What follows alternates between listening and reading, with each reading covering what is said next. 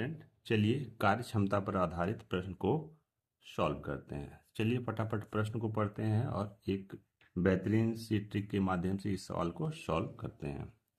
A B की तुलना में आधा कार्य करता है। सी ए तथा बी द्वारा मिलकर किए गए कार्य की तुलना का आधा कर पाता है। तदनुसार यदि सी अकेला पूरा कार्य 40 दिनों में कर पाए तो सभी एक साथ मिलकर उस कार्य को कितना दिन में पूरा करेंगे, यह सवाल है।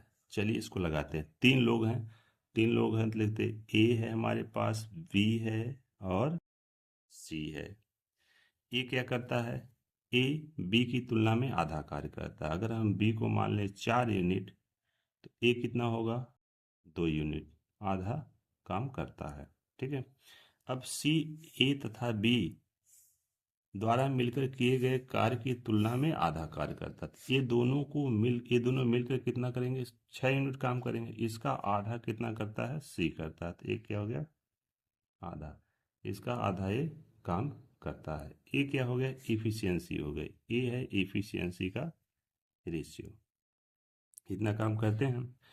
अब यदि सी अकेला पूरा कार्य 40 दिन में कर दे रहा है, यानी कि सी जो अकेला है पूरा कार्य को 40 दिन में कर दे रहा है, तो इसका हम टाइम निकालेंगे, टाइम का रेशियो निकालेंगे।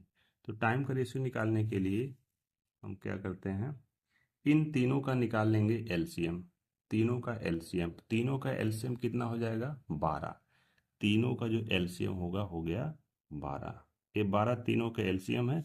इस एलसीएम में इस 2 से भाग करेंगे, कितना आ जाएगा? 6। तो यहाँ 6 लिख लेंगे। इससे भाग करेंगे, कितना आ जाएगा? 3। इधर 3 कर लिए और इधर 4 कर लिए।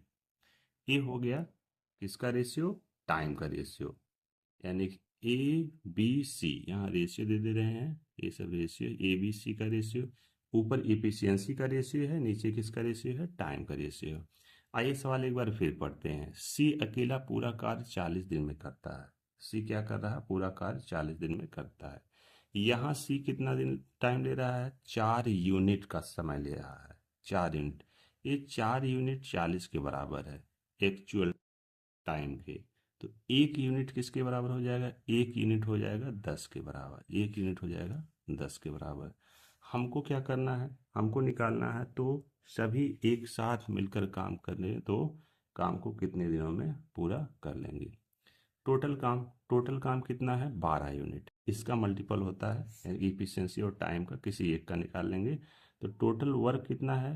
12 यूनिट। 12 यूनिट है और 12 यूनिट में हम 10 से मल्टीप्लाई कर देंगे तो टोटल काम निकल जाएगा। इस टोटल काम को किसको करना है? तीनों मिलकर करेंगे। तो तीनों मिलकर यह ए एक दिन में 2 यूनिट, बी एक दिन में 4 यूनिट और सी एक दिन में 3 यूनिट। तो टोटल कितना हो जाएगा? 4 2 6 3 9। इधर कर देंगे 9। भाग करेंगे, 3 चौक 12, 4 आ गया, 3 3 9, 3 आ गया।